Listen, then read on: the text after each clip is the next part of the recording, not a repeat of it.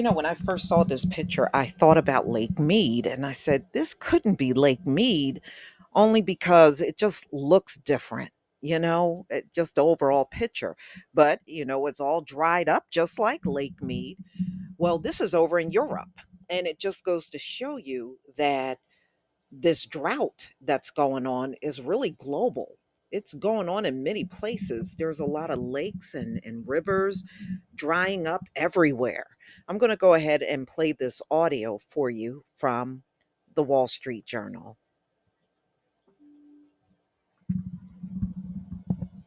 Europe's key rivers fall to critical levels, aggravating energy crunch. Low water levels and warm temperatures threaten coal deliveries, nuclear power as Europe needs more energy due to Russian gas cuts. By Georgi Konchev and Yusuf Khan. August 11, 2022, 7:15 a.m. Eastern Time.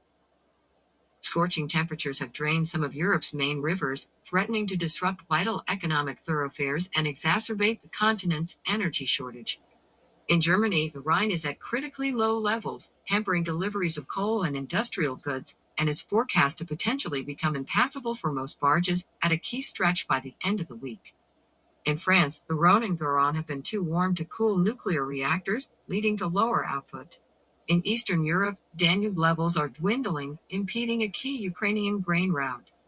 While Europe's rivers have increasingly suffered dry spells in recent years, which scientists say will become more common because of the warming climate, this year's crisis comes as the continent struggles with reduced gas deliveries from Russia. The German government has decided to restart coal plants to alleviate the crunch, a task now complicated by river disruptions. Shipping costs, meanwhile, have skyrocketed, fueling already high inflation, since rivers are key arteries for transporting everything from grains to chemicals to oil. And low water levels in reservoirs are curtailing hydropower generation, adding to the strain on power supplies. This is clearly making Europe's energy problems worse, said Fabian Scarbo-Ronningen, senior analyst at consulting firm Rystad Energy. Low river levels and warm water temperatures affect both German coal and French nuclear power, two of the largest sources of supply in Europe. In Eastern Europe, shipping via parts of the Danube, which drains into the Black Sea, has become largely uneconomical since vessels can only operate at around a third of their capacity, said Bulgarian captain Alexander Kamenov, whose ship, the Adora, is currently stuck at port. "I look at it from the port now," Mr. Kamenov said. "Some islands in the middle of the river are now accessible by foot," he said. Desiccated rivers are an example of what analysts and industry players say is the growing role played by extreme weather in fueling commodity price moves. Last year, a freeze in Texas caused chaos in U.S. energy markets, while heat waves in India this year have scorched wheat crops. In Europe, rivers link factories and cities, providing efficient shipping routes. The volume of freight shipped via inland waterways in Germany accounted for 7.1% of total freight transport in 2020, according to consulting firm Capital Economics.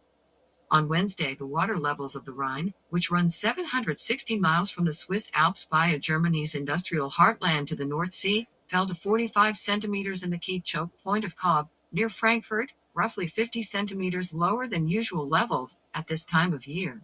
Levels are expected to drop to 34 centimeters by the end of this week, making it virtually impossible for most diesel barges to pass and hovering close to the record low of 25 centimeters in 2018.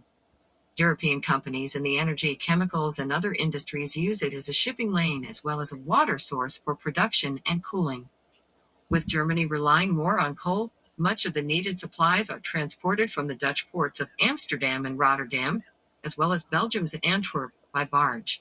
The coal reserves at most power plant sites are currently only sufficient for about 1 week of full load operation, according to Mark Schattenberg, senior economist at Deutsche Bank Research. Last year, the country imported nearly two-thirds of its coal via the river. Shipper DTG Deutsche Transport Genesene Shaft Egg said its vessels were currently operating at as low as 25% of capacity. Customers now need to charter up to 4 ships to transport the same amount of goods as before, said DTG manager Roberto Spranzi. The disruption, however, comes at a time when fewer ships are available, with demand rising both because of coal's resurgence but also because many European ships are currently in the Black Sea region to haul Ukrainian grain, he said. German energy firm Uniper SE last week warned of irregular operation at one of its key coal-fired power plants because of a lack of deliveries along the parched Rhine. Energy company NBW Energy Baden-Württemberg AG said that its coal loadings had been reduced because of low water levels. Freight rates from the mouth of the Rhine in the Netherlands to Basel in Switzerland reached 240.32 euros, equivalent to $248 a metric ton last week, more than doubling from 111 euros and 92 cents a month ago, according to Lars van Wageningen, manager of operations at commodity market research firm Insights Global. Quotes a year ago were just 11 euros and 28 cents a metric ton. According to Capital Economics, the Rhine's troubles add to pressures on German industry and make a recession this year more likely. Chemicals giant BASF SE, which supplies producers of everything from cars to toothpaste, said that some types of ships can no longer be used and will stop sailing given the predicted Rhine water levels. All other ships will sail with reduced loads. BASF said that while production currently isn't affected by the low water levels, it might have to cut output at some plants over the next few weeks. The company said it had implemented an early warning system for low water levels and is also chartering and developing ships suitable for lower water levels. In France, nuclear power provider Électricité de France SA reduced generation at a clutch of plants because warm water in the Rhone and Garonne rivers made it challenging to cool them while meeting environmental rules. Authorities in recent days have given the company a waiver allowing it to run the plants at a faster pace. But the heat wave is exacerbating pressure on the country's nuclear industry, which is grappling with corrosion problems at several reactors. Swiss energy company Axpo Group has had to reduce output at Besnau nuclear power plant near the German border, which is river water cooled due to high water temperatures on the a tributary of the Rhine. Low water levels, meanwhile, have affected the company's hydropower production, with electricity production from its power plants that harvest river water around 25% below the long-term average last month. Shallow Danube waters have disrupted Ukrainian grain transport.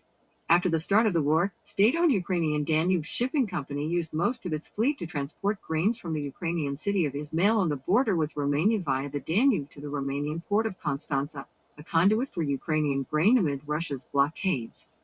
Dmytro Moskalenko, the company's general director, said that dwindling water levels have complicated the task and the barges have to operate at lower capacity.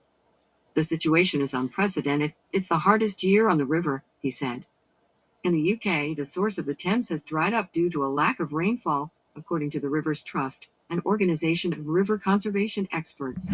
Thames Water Utilities Limited, which serves 15 million people, is preparing to add water usage restrictions in London and surrounding areas. Right to Georgie Conchev at George. So, as you can see, what's going on is the rivers over there are drying up. A lot of it is due to the drought conditions that are also going on in Europe as well as America. And as you can see, it looks similar, doesn't it? Just like the mega drought out there in the West that's impacting the water out there. And you can see Europe is going through the same thing, and their heat waves have escalated and gotten a lot worse over these last few years. And that is going to be the norm, not only here, but everywhere. These heat waves are going to be a lot longer lasting and they are here to stay. And the conditions will continue to get drier and drier. But y'all, please tell me what you think about this story. Please leave your comment and subscribe. Don't forget to hit on the notification bell. And I'll see you on the next video. Peace, family.